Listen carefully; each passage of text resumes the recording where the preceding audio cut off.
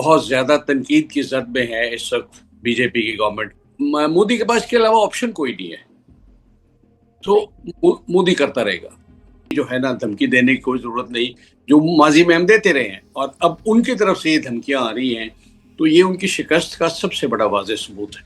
सबसे ज्यादा अमेरिका शर्मिंदा है, क्योंकि उसका तो ये एक पालतू वो था। और ये तो एक ऐसे ही, वो जैसे कहते हैं ना, ट्रेलर था फिल्म का। ये ट्रेलर में ये तो पिट गए हैं, लेकिन हमारा भी वो जो है ना, हजम नहीं होता खाना जब तक हम भी दो बड़के ना मार लें कश्मीर के नाम पे। 5 फरवरी हमने योम कश्मीर मनाना शुरू कर दिया है। कश्मीर पे पॉलिसी हमारी कोई नहीं है, बढ़के हमारी बहुत ऊंची रही है, और ये हम जाली नारे मारते रहे।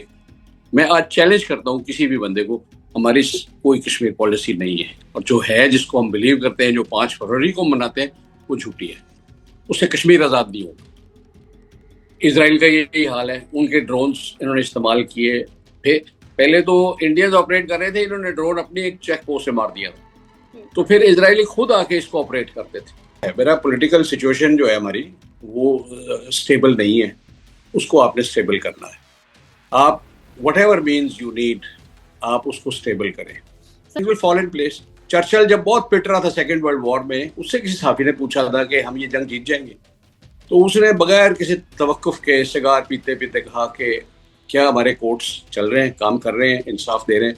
उसने कहा जी, कहता फिर हम जीत जाएंगे। अस्सलाम वालेकुम नाजरीन, आप सियासत डॉट पीके देख रहे हैं। मैं फरियाल अब्बासी, हमारे साथ मौजूद है एयर मार्शल आबिद राव साहब। सर, बहुत शुक्रिया आपकी कीमती वक्त के लिए। बहुत सारी चीजें हैं जिन पर आपसे डिस्कस करेंगे। पाकिस्तान को एक बड़ी कामयाबी मिली, लेकिन सबसे पहले सर, हिंदुत्व साइकोलॉजी आपको क्या लगता है, जिस तरीके से जो शिकस्त मिली है भारत को, मोदी को रियलाइज होगा या वापस हमलावर होने की कोशिश करेगा? देखिए, इट्स ए बिग डेमोक्रेसी, और उनके अवाम जो है ना, वो खुद अब प्रेशर डाल रहे हैं आहिस्ता आहिस्ता। उन्होंने अपने मीडिया को भी झुटलाना शुरू कर दिया है, अपनी मिलिट्री स्ट्रेटजी को भी चैलेंज किया है, और बहुत ज्यादा तनकीद की जद में है इस वक्त बीजेपी की गवर्नमेंट।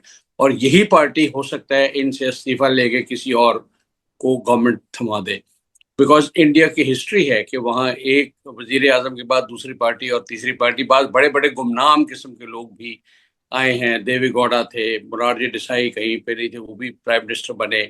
और कई नाम हैं उनके ऐसे। तो इसलिए वो प्रेशर तो उन पे बन रहा है, उनको गलती का अपने एहसास हुआ है। लेकिन वो खिफत में, देखिए, वो इतने बड़ी एडमिशन नहीं कर सकते कि 3 दिन की जंग या 4 दिन की जंग में वो अपना आइडियोलॉजिकल कोलैप्स और टोटल रिवर्सल की बात करें। तो वो धमकियां भी देंगे, वो ये भी कहेंगे हमने बड़ी कामयाबी की। और उन्होंने गोदी मीडिया जो 11 साल से पाला हुआ था अपना, वैसे तो आकाशवाणी 65 वॉर में भी हमने देखी थी, वो झूठ बोलने में उनका मुकाबला कोई नहीं कर सकता। उन्होंने 6 सितंबर को लाहौर पे कब्जा कर लिया था, हमारी एक बस पकड़ के ले गए थे इंडिया, डबल डेकर बाटापुर से। तो उसको बताया कि जी हम लाहौर से तोहफा लाए हैं, और ये देखिए बीबीसी ने कंफर्म कर दिया था। कहने का मकसद ये, आज वो बात इसलिए मुमकिन नहीं है बिकॉज दुनिया भर के चैनल्स, सोशल मीडिया के जो हैं कॉन्टेक्ट्स, लोग खुद फिल्में बना बना के देख रहे हैं, और जो फिल्म फेक आती है सोशल मीडिया पे, वो बहुत जल्दी अनर्थ हो जाती है कि ये झूठ बोल रहे हैं, ऐसा हुआ नहीं है।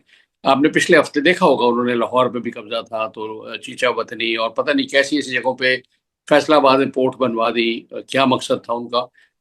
उनको शर्म इस बात पे नहीं आती कि ये झूठ कल पकड़ा जाएगा। और वो चीज़ें जो ज्योग्राफिकली झूठी हैं कि लाहौर में पोर्ट कोई नहीं है, कराची जल रहा है, कराची ये है, कराची 3.5 करोड़ आदमियों का शहर है, इसके बारे में ऐसी अफवाह कितनी देर ठहरेगी? तो ये उसके बाद के वो हालात हैं। अब हमें आगे चलना चाहिए। हमने क्या सबक सीखा है, और हमें क्या अब अपनी जिंदगी में, अपनी नेशनल पॉलिसी में, स्ट्रेटजी में तब्दीलियां लानी पड़ेगी। फॉरेन पॉलिसी कहाँ तक आपकी चेंज होगी, एडजस्ट होगी? आपको इस क्राइसिस ने, मैं कहूँगा मोदी का शुक्रिया कि उसने एक तो हमें एक कौम बना दिया, नंबर 2 हमें एक मौका दिया है। हम अपने आप को रीअसेस करें, उस खौफ से निकलें जो इवन आफ्टर 98 के न्यूक्लियर एक्सप्लोजन्स के हमारी कौम पे था, कि हम शायद कन्वेंशनल जंग में उनका मुकाबला ना कर सकें। आज मुझे बड़ी खुशी, हमारे फॉरेन ऑफिस ने बहुत अच्छी स्टेटमेंट दी है कि अब हमारे रियायती हथियार, ये रिवायती हथियार जो है ना, यही काफ़ी हैं इंडिया को मुकाबला करने के लिए। क्योंकि हमारी कोई ऑफेंसिव या कोई एग्रेसिव ऐसा डिज़ाइन नहीं है यहाँ पे। हमने कोई मुल्क फतेह नहीं करने। तो अपने डिफेंस के लिए हम बहुत खुद कफील हैं। और हमें अब न्यूक्लियर उसकी जो है ना, धमकी देने की कोई ज़रूरत नहीं, जो माजी में हम देते रहे हैं। और अब उनकी तरफ से ये धमकियां आ रही हैं, तो ये उनकी शिकस्त का सबसे बड़ा वाज़ेह सबूत है। सर आज भी उनके डिफेंस मिनिस्टर जम्मू कश्मीर में खड़े होकर कह रहे हैं कि पाकिस्तान के जो न्यूक्स हैं, इंटरनेशनल वॉचडॉग को बाकायदा तौर पे मुखातिब करके कह रहे हैं कि वो कब्जे में ले ले आप। पाकिस्तान थ्रेटन करता है और उनके पास होने नहीं चाहिए। देखिए, बात यह है कि पाकिस्तान का तो जो न्यूक्लियर प्रोग्राम है जो 74 में स्टार्ट हुआ था, हमने एक न्यूक्लियर रिप्रोसेसिंग प्लांट का सौदा किया था फ्रांस के साथ, जो हेनरी किसिंगर के प्रेशर के बाद वो कैंसिल हुआ। फ्रांस ने अपने हमसे बड़ी माफिया मांगी कि यार मैं नहीं आपको दे सकता, और उसके बदले उन्होंने हमें और मिलिट्री इक्विपमेंट दे दिया था, जिसमें आर्मी के कोई 1,000 ट्रक्स थे सेबीएम। तो वो पैसे उन्होंने जो एडवांस में लिए थे वो उसमें एडजस्ट किए थे।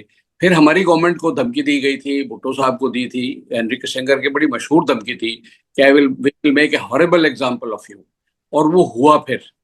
तो लेकिन द गुड थिंग इज कि वो प्रोग्राम हमारा चलता रहा। फिर ये जो अफगानिस्तान में इन्वेजन हुई 79 में रशियंस की, उसमें पाकिस्तान ने उस वक्त उनसे शर्त लगाई अमेरिका से कि जी हम आपकी मदद करेंगे, आप इलेक्शन की बात नहीं करेंगे और आप हमें किसी बिला वजह किसी उस परेशानी में नहीं डालेंगे।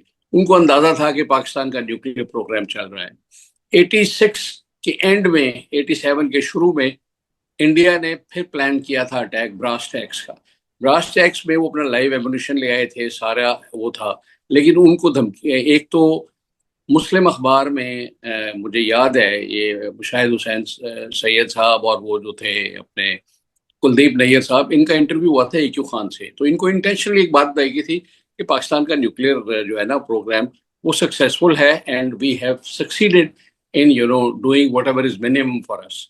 अच्छा, उस पर उनकी भी छुट्टी, ये बड़ा हल्ला गुल्ला हुआ था कि क्यों कहा। फिर आपको याद हो क्रिकेट मैच देखने जनरल जियाउल लग गए थे इंडिया, और वो उसको यही कह के आए थे राजीव गांधी को कि देखो मुसलमान, तुम अगर हमारा मुल्क तबाह कर दोगे ना तो दुनिया में और 56 ममालिक हैं और करोड़ों लोग मौजूद हैं मुसलमान, लेकिन अगर हिंदुस्तान में हिंदू खत्म हो गया ना तो दुनिया में कोई हिंदुस्तान नहीं बचेगा। तो ये काम आ गई और उन्होंने अपनी फौजें विड्रॉ कर ली। अच्छा, दूसरा मैं आपको बता दूं, हम एयरफोर्स ने कभी इस पे वो नहीं किया, लेकिन 1981 से लेके टिल 98 हमारी एयरफोर्स ने बहुत एक्टिवली एयर डिफेंस करके अपने कोटा प्लांट को बचाया है। क्योंकि बहुत धमकियां थी, बहुत प्रेशर थे। हमारी रेडार्स जो दिन में 8-8 घंटे चलती थी, वो 24-24 घंटे चली। तो जो उनके ओवरहॉल्स ड्यू थे 6-7 साल में, वो 3-3 साल में ड्यू हो गए। तो we went through that pressure. हमारे जहाज़ों ने इंजन रनिंग के साथ एयर डिफेंस अलर्ट किए चकलाला में कि हमें इंजन स्टार्ट करने का भी टाइम ना लगे। कोई खतरा अगर आए इसराइल की तरफ से, इंडिया की तरफ से या कहीं से भी, तो हमारे जहाज कम से कम टाइम में एयरबोर्न हो जाए। तो ये हमारा न्यूक्लियर प्रोग्राम वो रहा, क्योंकि उस वक्त हमें था कि न्यूक्लियर जब पैरिटी नहीं आपकी होगी, बिकॉज इंडिया की एक तो ख्वाहिश रही है कि हम एक कन्वेंशनल वेपन्स की रेस में उसके साथ मिलकर हार जाएंगे। वो अल्लाह का शुक्र है, वो अब हमने और तरीकों से अपने ट्रेनिंग में इन्वेस्ट करके अच्छा जहाज लेके, चाइना की मदद से हमने फिर स्पेस प्रोग्राम और ये साइबर वगैरह सारा मिला के एक बहुत इंटीग्रेटेड अप्रोच से इनको एक दिन में इनके 5 जहाज गिरा लिए, जो अब 8 हो गए हैं। जो आहिस्ता आहिस्ता ये पता चल रहा है कि जिनके और जहाज भी, अभी हमने वो जहाज क्लेम नहीं किए हैं, वो वक्त आने पर चलेगा कि इनकी बेसिस पे जो हमने अटैक किया है, मिसाइल का अटैक किया जहाज से, उसमें भी इनके ग्राउंड में जो इक्विपमेंट डैमेज हुआ है उसमें जहाज भी हैं या नहीं है। तो ये एक किस्म का हमारे लिए इट वॉज कहते हैं ना कि खुशगवार हवा का झोंका था। दो इसने हमारा वो खौफ निकाल दिया है। एक खौफ हमारा 65 वॉर में निकला था, एक खौफ हमारा अब निकला है। We are a very confident nation now, और वो उसका सबसे बड़ा सबूत हिंदुस्तानी गवर्नमेंट की, उनके अवाम की, उनके मीडिया की फ्रस्ट्रेशन है। वो अब कहते फिर रहे हैं कि जी हम वो न्यूक्लियर की अब बात वो कर रहे हैं, और आज स्टेटमेंट हमारे फॉरेन ऑफिस से आई है and we should trust that. Sir आपने 65 की बात की, आपको लगता है कि इस वक्त मोदी और भारत 71 का माइंड रख के हमसे लड़ रहा था लेकिन मिला उनको बिल्कुल सरप्राइज? फॉर्चुनेटली फॉर अस उसका माइंडसेट वही था। मैं 2014 से 7-8 इंडियन चैनल्स के उस पर रहा हूँ, डिस्कशंस का हिस्सा रहा हूँ। वो जब कहीं आर्गुमेंट कम होती थी वो 71 का ले आते थे, और मैं ये कहता था कोई पिछली जंग अगली जंग का वो फोरकास्ट नहीं कर सकती। मतलब आप जीत गए because we were at a very very adverse situation. आपकी 2 डिवीजन फौज थी। अच्छा, एक और चीज जो अब इस दौरान भी एयरफोर्स ने बताई है, 71 में हमारा सबसे बड़ा जो हैंडीकैप था ढाका में, हमारे पास सिर्फ एक रनवे था और एक स्क्वाड्रन थी जिसके 13-14 जहाज थे। 22 नवंबर को जब जंग छिड़ी है ईस्टर्न फ्रंट पे, 5 दिसंबर को एयरफोर्स हमारी ग्राउंड हो गई बिकॉज एक रनवे था, वो उन्होंने बॉम्बिंग करके तोड़ दिया। तो एयरफोर्स ग्राउंड हो गई। 11 दिन में सरेंडर हो गया। 16 को वी सरेंडर्ड बिकॉज एयरफोर्स नहीं थी। उनकी फुल एयरफोर्स थी, कई 5-6 स्क्वाड्रन्स थी उनकी, और बाकी जो आर्मी टू आर्मी जो उनका रेशो था। फिर दी वर्स्ट थिंग वॉज कि मुक्ति बाहिनी उनके साथ थी, लोकल पॉपुलेशन उनके साथ थी। तो हमारे लिए तो वो जंग नहीं थी, हमने तो खुद एक जहन्नुम में हाथ डाला था। इसलिए 71 का रेफरेंस जब ये देते थे तो मैं अक्सर, हमारा स्टांस यही होता था कि ये हमारे वतन की जमीन है, ये ईस्ट पाकिस्तान वाला हाल नहीं है। यहाँ वी टू फाइट, हमने बदला लेना है। एयरफोर्स मैंने मतलब 69 में ज्वाइन की थी। 71 में जब ये कोलैप्स हुआ था, आई कैन टेल यू कि 35 साल मैंने जो सर्विस की है, एयरफोर्स के दिल पे ये जख्म है रहा है कि जिस तरह हमने ईस्ट पाकिस्तान गंवाया। हमारी बहुत सी गलतियां थी, बट जिसका फायदा इंडिया ने उठाया। जिस तरह इन्होंने धोखाधड़ी से अब इंदिरा गांधी की चालाकी मक्कारी और हमारा याया खान, मतलब आप क्या कंपैरिजन करेंगे। तो उसकी मिसाल तो टोटली हमारे लिए मतलब इंडिया ने जो समझा वो टोटली गलत था और उसकी उनको सजा मिल गई। उन्होंने जितना लाइटली पाकिस्तान को लिया था, उतना ही हैवीली पाकिस्तान ने उनका सर तोड़ा है। सर आपने रनवे अभी बात की ना, जिस तरीके से कतर में डैमेज हुआ और सब कुछ आगे भी, क्योंकि अभी भी रिपोर्ट्स भी ऐसी हैं और अभी मुकम्मल पीस की तरफ या अमन की तरफ हम नहीं गए।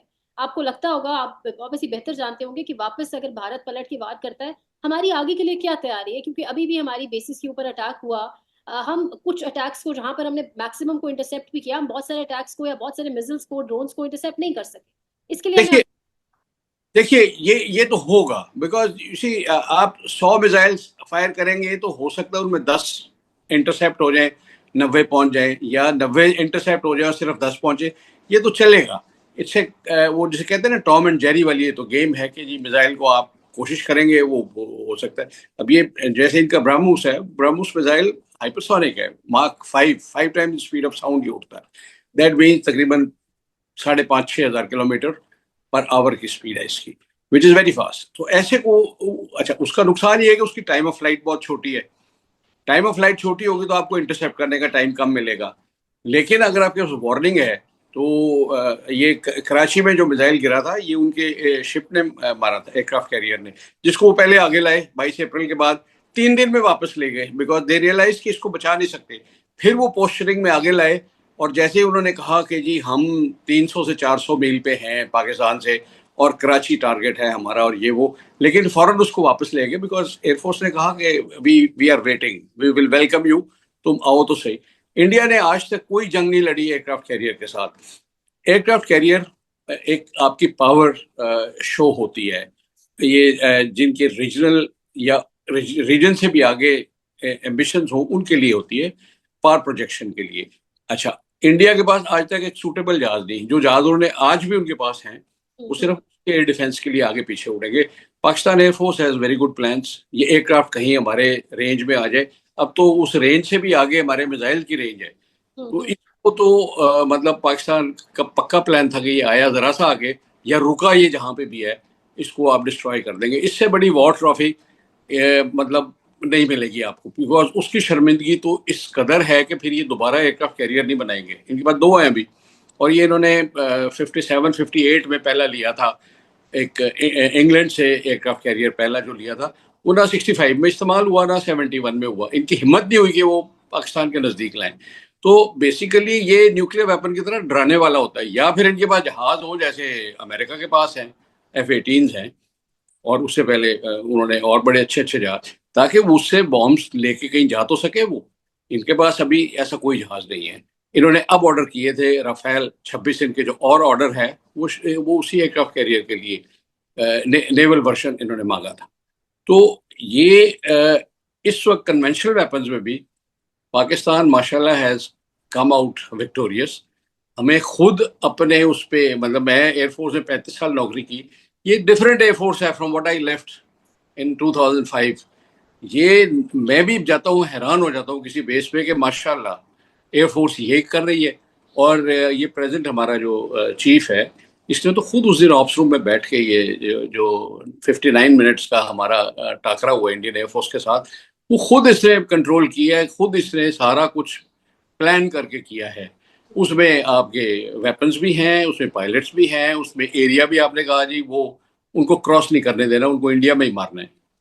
अच्छा, फिर उसके बाद उसमें जैमिंग जैमिंग जो इलेक्ट्रॉनिक वॉरफेयर का हुआ है, ये प्रोबेबली इंडिया ने जो स्ट्रेटेजिक मिस्टेक की है कि हमें अंडर एस्टिमेट किया है।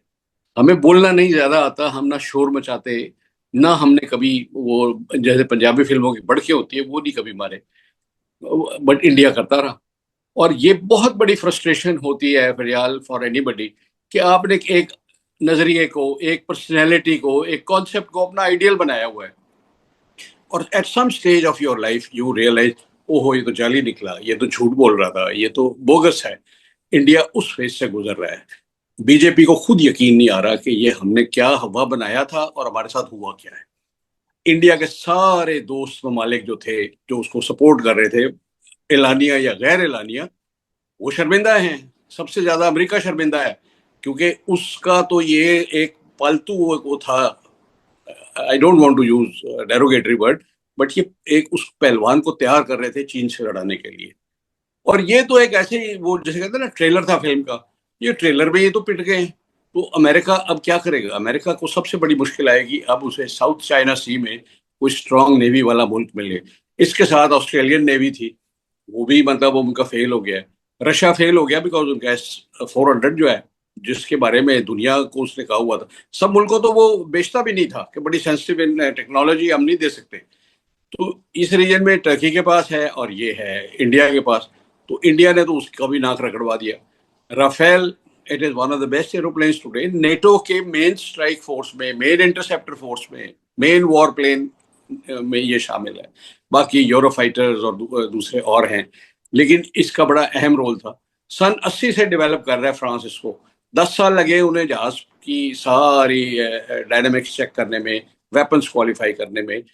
राफेल भी सब मुल्कों को अलाउड नहीं है खरीदना, बिकॉज इट्स, वो देख के देते हैं कि जी ये किसी काम के उस मुल्क को दें जिनकी टेक्नोलॉजी इसको मैच करती है। इंडिया को फिर भी उन्होंने दे दिया ये। इंडिया की डिमांड थी कि हमें ये बेंगलोर में बनाने की इजाजत दी जाए, हम इसका असेंबली प्लांट लगाना चाहते हैं। दे डिड नॉट क्वालिफाई, उन्होंने कहा नहीं हम बनाने नहीं देंगे बिकॉज आप मैच नहीं कर सकते, हमारे जहाज का नाम खराब होगा। वो उन्होंने पहले दिन ही करवा दिया। तो कहने का मकसद ये है कि ये इन सब का, और दूसरे on the other hand China की क्या वाह वाह हुई है, बिकॉज चाइना भी वो हमसे भी ज्यादा शाय है। वो नहीं बात करता, उसको नहीं पब्लिसिटी करनी आती, नई चीजें बेचनी आती, मतलब ये मिलिट्री हार्डवेयर। देखिए चाइना ने कोई 40 साल पहले एक पॉलिसी बनाई थी कि हमने अब सारी तवज्जो अपनी इकोनॉमिक डेवलपमेंट पे करनी है। हमने 2025 तक कोई जंग में हमने हिस्सा नहीं लेना, और वो अपने उस अहद पे कायम है।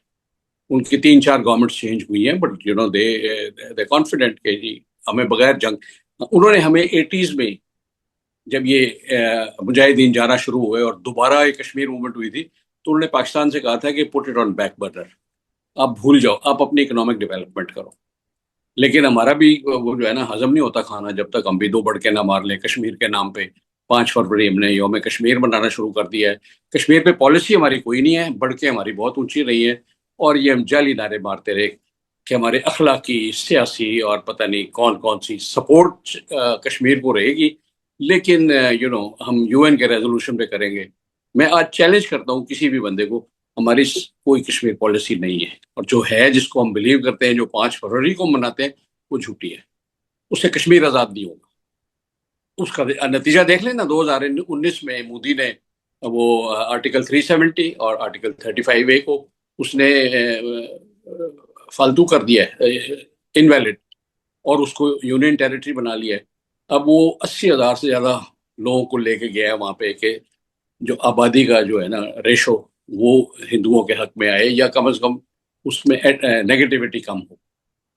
तो हमें दूसरा लेसन हमारे लिए ये है कि अब आप कश्मीर, जबकि इंडिया की हिमाकत से इंटरनेशनलाइज हो गया है, अब आप किन टर्म्स पे डील करेंगे उनसे?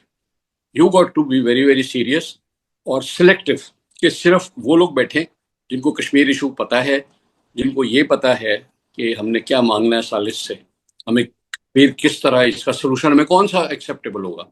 इसी हमने over a period of time, शुरू मैं तो छोटा जब था सुनते थे 50 लाख कश्मीरी है, अब वो सुना है 80 लाख मुसलमान है।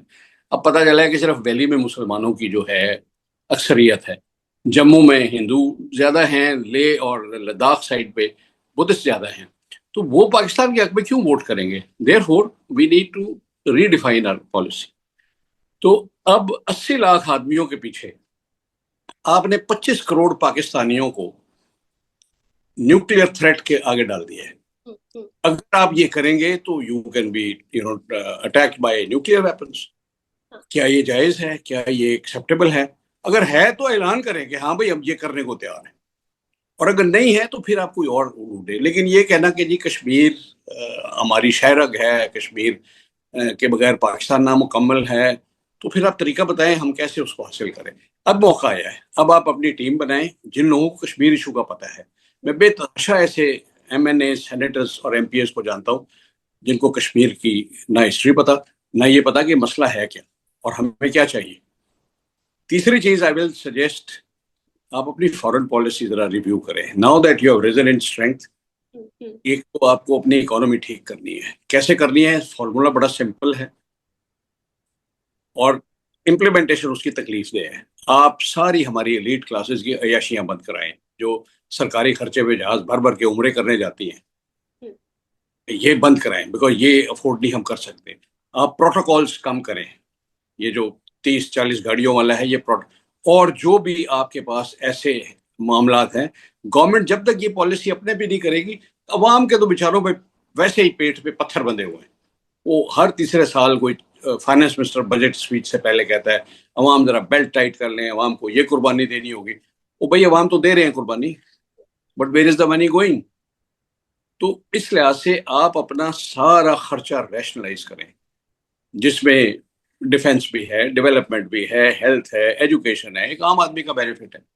आप देख लें हमारे कई सूबों में एक गरीब आदमी क्या हालत है, उसका बच्चा स्कूल नहीं जाता। ये फिगर्स आ जाती हैं साल में, किसी इंटरनेशनल कोई फलाना डे है, वो कहते हैं जी पाकिस्तान के तो 5 करोड़ बच्चे जो है ना वो स्कूलों से बाहर हैं। What next? फॉरेन पॉलिसी आपकी जब अच्छी होगी जब आप इकोनॉमिकली इंडिपेंडेंट होंगे। जब आप भीख मांगने जाएंगे हर दफा आगे, और हर गवर्नमेंट ही कहेगी जी मैं $2 बिलियन ले आया, मैं 3 ले आया, मैं 4 ले आया। आई मीन कर्जों पे कभी आप अयाशी अफोर्ड कर सकते हैं? तो ये नेशनल लेवल की ये पॉलिसीज बननी चाहिए। क्या चीज सैलरीज हैं, पर्क्स हैं और लिविंग स्टाइल है जो सरकार के नाम पे होता है। तो ये काफी लेसन हैं। फॉरेन पॉलिसी आप देख लें, किन किन मुल्कों ने आपकी हिमायत की, किन्हों ने नहीं की। बहुत से मुल्क ऐसे हैं जो करना चाहते हैं वो कर नहीं पाते, बिकॉज आप फिर भीख लेने उन्हीं के पास चले जाएंगे। तो sorry I am being so rude, but ये लेसन हैं इस क्राइसिस के, जिससे हम अभी पूरी तरह नहीं निकले। इंडिया मेरे हिसाब से जंग नहीं करेगा, अब इंडिया धमकी देता रहेगा, बिकॉज मोदी के पास के अलावा ऑप्शन कोई नहीं है, तो मोदी करता रहेगा। सर गुज़िश्ता 1-2 दिनों में भारत ने कुछ एक्सपेरिमेंट्स भी किए हैं ड्रोन्स को इंटरसेप्ट करने के हवाले से, तो ये एक नाकामी का एतराफ भी उन्होंने किया है, यानी इसको नाकामी का एतराफ कहा जा सकता है या किसी देखिए, और? नहीं, मैं I don't look at it that way. ये उनका हक है, वो करें। हमने देखे क्राइसिस से चंद दिन पहले अल फतह का एक्सपेरिमेंट किया, अब्दाली का किया। तो ये एक दूसरे को मतलब मैसेजिंग भी होती है अगर आप ले लें, लेकिन ये चीजें रेगुलरली होती रहती हैं और इसमें डेफिनेटली मैसेज भी होता है। वो करते रहे ड्रोन का, मतलब वो उनको इंटरसेप्ट करने का, बिकॉज अपनी कई वीकनेसेस उनको नजर आई होंगी कि अगर हमारे ड्रोन दिल्ली के ऊपर पहुंच गए हैं और उसकी सर्वेलेंस कर रहे हैं, तो ये डेफिनेटली उनके लिए एक बड़ा परेशानी का बायस है। सर एक न्यू नॉर्मल का भी एक टर्मिनोलॉजी इस्तेमाल की है मोदी ने, और वो कह रहे हैं कि जब भी अब कोई टेररिस्ट अटैक होगा मैं दोबारा पाकिस्तान पर इसी तरीके से चढ़ाई करूंगा। तो आपको क्या लगता है कि ये काम होने दिया जाएगा इतनी आसानी से, या अभी भी सबक नहीं मिला? देखिए, ये उसका एक पॉलिटिकल स्लोगन है, ठीक है। वो इसके अलावा क्या कहे कि पाकिस्तान को बहाना ढूंढना चाह रहा था वो सन 14 से, जब से आया था, कि अब हम खत नहीं भेजेंगे, जिसके लिए कहता था हम लव लेटर्स नहीं भेजेंगे पाकिस्तान को कि भाई आप ये कर लें, आप वो कर लें। अब हम एक्शन लेंगे। तो उसने बहुत सारे ऑपरेशन, उड़ी का था, पठानकोट का था, पुलवामा का था, और अब ये वाला भी, ये फॉल्स फ्लैग ऑपरेशंस कराए हैं। मतलब हाउ इज इट के जी इस 26 टूरिस्ट मारे गए, वो वहाँ 4 बंदे वर्दी में आए, उनकी फोटो इनके पास अवेलेबल है, और वो बंदे आज तक नहीं पकड़े गए, वो कौन थे? 10 मिनट में एफआईआर हो गई। तो ये फॉल्स फ्लैग ऑपरेशन को वो मान नहीं रहे, बिकॉज वहां के लोग फिर कहेंगे यार आप हमें खुद मारते हो, और खुद फिर उसका इल्जाम इंडिया पे देके हमें दोबारा मरवाते हो, मतलब हमारे घरों पे अटैक होते हैं, हमारे घर बुलडोज होते हैं, सारा कुछ है। देखिए, ये ठीक है, these are means that they want to do it. कई मुल्क करते हैं कि अपने बंदे मरवा के बहाना ढूंढते हैं क्राइसिस खड़ा करने का नेशनल लेवल पे। इसमें बड़े बड़े मुल्कों के नाम हैं। फर्स्ट वर्ल्ड वॉर में अमेरिका इसी तरह आया था, वरना अमेरिका का क्या जवाब था फर्स्ट वर्ल्ड में हिस्सा लेने का। सेकेंड जो वर्ल्ड वॉर में जो दिसंबर 41 में पर्ल हार्बर पे अटैक हुआ, उसके बारे में अब दोनों ओपिनियंस हैं कि ये अमेरिकन ने करवाया था, किस तरह करवाया था, इसमें वो ताकि जंग में ये हिस्सा ले सकें।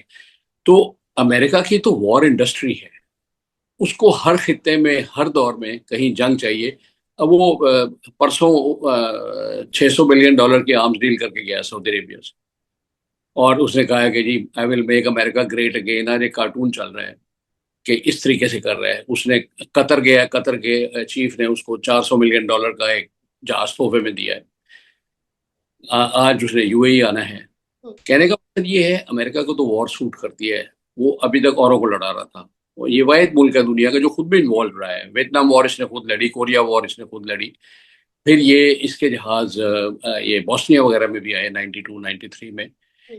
तो उसकी तो इंडस्ट्री चली दुनिया में जंगों पे रही है। मतलब इनकी आप वो देखें हट दरमी अमेरिकन की, कि ये $600 बिलियन का असला बेचते हैं सऊदी अरेबिया को, और जाते जाते कहते हैं तुम्हारी सिक्योरिटी हमारे बगैर नामुकम्मल है। तो इसको मज़ाक़ाखेज़ी कह लें, या वो कहते हैं ना, है जुर्म ज़ईफ़ी की सज़ा मर्ग वफाजात। तो जंग आपको अपने मुल्क के लिए खुद लड़नी पड़ती है। अगर आप में हौसला नहीं है ना, आपकी इमारत, आपके ये जहाज, टैंक, तोपें, दे मीन नथिंग। सर ये 67 से लेके अब तक इसराइल ने अकेले ने इन सारे अरब मुल्कों को आगे लगाया हुआ है। तो न्यो जो है ना, वो वर्ड नया नहीं है हमारे लिए।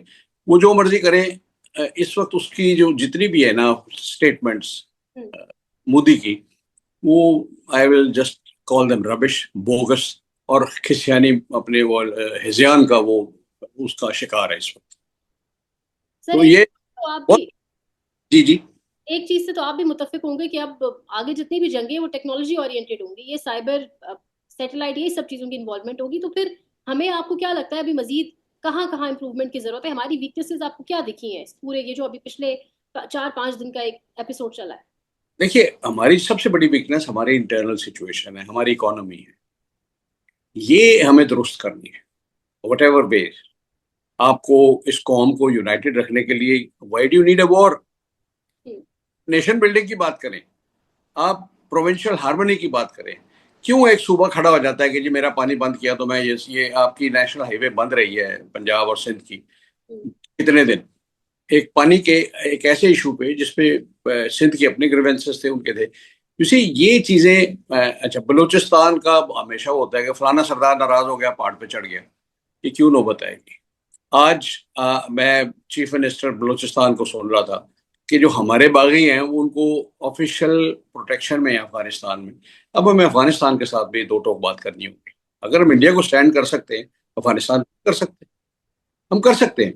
तो इसलिए हमें अब Pakistan should appear as a strong country जो अपने मामलात हैंडल करने में वो करेगा। ईरान हमसे क्यों रूठा हुआ है उसको आप देखें। ईरान ने 65-71 में अपने सारे दरवाजे खोल दिए थे कि आपको जो लेके जाना है आप ले जाएं यहाँ से। 65 वॉर खत्म हुई, we were short of aircraft, American sanctions थी। ईरान ने जर्मनी से सेकंड हैंड 90 फाइटर जहाज खरीद के हमें दिए थे, खुद उसको उड़ा के लाए ईरान तक, ईरान से आगे हमारे पायलट लेके आए। वो 15 साल हमने ऑपरेट किए हैं वो जहाज। कनाडा के बने हुए थे। ये जिसको आप F-86E कह लें, सेबर, या ये सेबर 6 जिसे कहते थे। तो कहने का मकसद ये मुल्क जो थे 65 वॉर में आपको इंडोनेशिया ने सबमरीन दे दी थी, आपने इंडियन नेवी को बांध के रख दिया था, वो उन 17 दिन में निकल नहीं पाई, आपने द्वारका पे अटैक किया, यू वर सक्सेसफुल। तो कहने का मकसद ये है कि फॉरेन पॉलिसी में आपका पहला काम होता है मेक फ्रेंड्स, नंबर 2 होता है कि अगर आप फ्रेंड्स नहीं बना सकते आप दुश्मन कम करें जो एडवर्स टाइम में आपके खिलाफ ना खड़े। आप देख लें किस किसने आपको सपोर्ट किया, या I put it this way, किस किसने इंडिया का हाथ पकड़ने की कोशिश की है जो रोक सकते थे, नहीं बोल रहे। तो कहने का मकसद है कि ये इन क्राइसिस के बाद आप रियलाइज करते हैं कि व्हाट आर योर वीकनेसेस। हमारी आर्म फोर्सेस में अल्हम्दुलिल्लाह कोई वीकनेस नहीं है, वी कैन होल्ड इंडिया। हमारी आर्मी, नेवी, एयरफोर्स तीनों जो है ना अपना अपना रोल इफेक्टिवली कर सकती है, इंडिया को कोई एडवांटेज नहीं देंगे। लेकिन अपने घर का हम क्या करें, वो हमारे लीडरान को सोचना होगा कि दिस द टाइम कि एक क्राइसिस से निकले हैं तो हम इसका कोई परमानेंट हल ढूंढें। It may not be instant, आप ग्रेजुअली इसको करें, आप तालीम पे जोर दें, आप अपने बच्चों की सेहत पे जोर दें, सो दैट हम आबादी तो हमारी बेताशा मतलब बढ़ गई है, 25 करोड़ अवाम के तो रिसोर्सेज कोई भी हमारे मुल्क नहीं पूरा कर सकता, लेकिन एटलीस्ट हम जो कुछ है वो तो उसको अवाम की फलाह पे हम लगाएं। तो मैंने मेरा ख्याल बहुत कह दिया। तो अब आखिरी बस एक दो सवाल आते हैं। एक तो बताइएगा कि भारत को जिस तरह से सफारती महाज पर नाकामी हुई है, आप फ्रांस देख लें, आप अमेरिका देख लें, कोई उनके हक में इस तरीके से खुलकर खड़ा नहीं हो, इसकी क्या वजह? देखिए उसकी वजह ये है basically, as I am student of history, देखिए वो सारे इंडिया के साथ थे, अमेरिका साथ खड़ा था उसके कि हाँ कर लो। जी Vance was in India when this thing happened, उन्होंने कहा हाँ हाँ ठीक है, दोबारा ठीक है। प्रेसिडेंट ट्रम्प की भी पहली स्टेटमेंट जो थी ना वो भी कोई हमारे हक में नहीं थी। देखिए दो आदमियों का, आपके दो दोस्तों की लड़ाई अगर होती है तो आपकी खामोशी उस आदमी के खिलाफ जाएगी जो सही है। तो खामोशी भी बाज़ औक़ात जो है ना वो किसी के खिलाफ, इंडिया को गिला ये है कि उन्होंने ओपनली नहीं इतना किया, हमें ये गिला है कि उन्होंने उसको रोका क्यों नहीं। तो इंडिया फ्रांस फ्रांस को आपने पहले दिन शर्मिंदा कर दिया, मतलब उनकी इतने उनके अगर स्टॉक्स गिर गए हैं, शेयर की कीमत गिर गई है, तो मतलब वो तो डेफिनेटली नाराज होंगे, अगले ऑर्डर्स उनके कैंसिल हुए होंगे जिन्होंने खरीदने होंगे फ्रेंच इक्विपमेंट, फ्रेंच वेपन्स। तो इसलिए ये उनके लिए है। रशिया उनसे 2019 में भी नाराज हुआ था कि आपने हमारा जहाज खाम का पिटवा दिया। चले मिग-21 तो बहुत पुराना था, बट सू-30 में, सू-30 जंग में जब इस्तेमाल हुआ पिटा है, तो ये एक बहुत बड़ी नेगेटिव पब्लिसिटी है और उस वजह से वो मुल्क इससे खुश नहीं है। और अमेरिका इसलिए भी है कि ये सारी वेस्टर्न टेक्नोलॉजी, जैसे मैंने कहा राफेल तो नेटो का फ्रंट लाइन जहाज है, वो अगर चाइनीज टेक्नोलॉजी से पिटी है तो ये मजीद शर्मिंदगी की बात है। तो वो डेफिनेटली कोई तो इसकी इन्वेस्टिगेशन करेंगे, कोई इसकी डीब्रीफ करेंगे, कोई नाराजगी का इजहार करेंगे फिर इंडिया से कि यार ये क्या किया आपने। इसराइल का यही हाल है, उनके ड्रोन्स इन्होंने इस्तेमाल किए, फिर पहले तो इंडियंस ऑपरेट कर रहे थे, इन्होंने ड्रोन अपनी एक चेक पोस्ट से मार दिया था, तो फिर इजरायली खुद आके इसको ऑपरेट करते थे।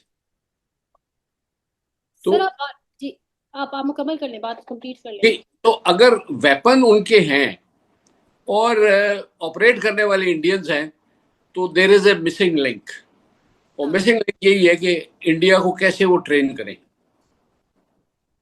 इंडिया ने तो बड़ा शोर मचाया हुआ था पिछले 5-7 साल से, उनका वो जो जनरल जीडी बख्शी है वो पहले 2 फ्रंट वॉर करता था, करनी पड़ी तो उनके पास इतना जहाज होने चाहिए, इतनी तोपें होनी चाहिए, सारा कुछ।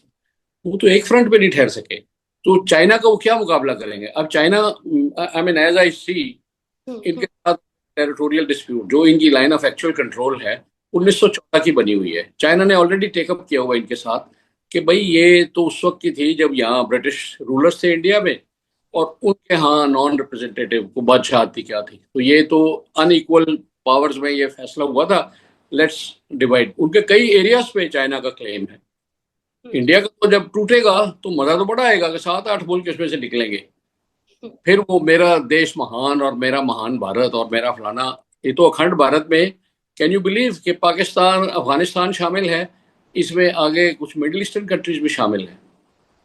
Who will digest this अखंड Bharat only on their ideology, on their ये loud mouthing and ये गोदी मीडिया? या तो आप में सलाहियत हो ना। मैं एंड में एक बात ये कहूंगा, हमारे राजपूतों में एक मिसाल है कि अगर आप में ताकत कम और गुस्सा ज्यादा है ना, तो आपको सिर्फ फेंटी लगेगी। तो ये वैलिड है, हमारे बुजुर्गों ने हमें सिखाया था कि भाई गुस्सा पहले सलाहियत बढ़ाना। आप बार बार लेसन्स की बात कर रहे हैं, लेसन्स लर्नड, और आपने हाउस एंड ऑर्डर की बात कही है, आपका इशारा गालिबन पॉलिटिकल सिचुएशन जो पाकिस्तान में है उसकी जानिब। बिल्कुल है, मेरा पॉलिटिकल सिचुएशन जो है हमारी वो स्टेबल नहीं है, उसको आपने स्टेबल करना है। आप what ever means you need, आप उसको स्टेबल करें। सर आपकी क्या सजेशन है, कैसे स्टेबल किया जा सकता है? It's a very long question, मैं 3 घंटे आपसे ये डिबेट कर सकूँ। देखिए मैं बताऊँ आपको, बेसिक चीज जो है ना, ये पिछली जो हुकूमत थी उसने रियासत मदीना की बात की। रियासत मदीना में मैंने हमेशा एक सवाल पूछा कि रियासत मदीना का सबसे स्ट्रॉन्ग पिलर क्या था। तो आई वाज आस्क्ड कि क्या था, मैंने कहा सबसे स्ट्रॉन्ग पिलर था इंसाफ। आप इंसाफ प्रोवाइड करें। उस वक्त ना तो तेल था उनके पास, ना सोने थे, तो ना फौजें थी, ना जहाज थे, ना तोपें थी। And see how did we defeat so many big countries of the world. क्या आपने रोमन एम्पायर, तो पर्शियन एम्पायर, और by the time we came to the second caliph, इस्लामी ममलिकत कहाँ तक फैल गई थी। कुछ तो स्ट्रेंथ थी उसमें, उनके पास तो ना राफेल थे, ना J-10 थे। So start from that. आप हमारे इंसाफ के 3 पिलर्स, बल्कि 3.5 पिलर्स हैं, आई विल से।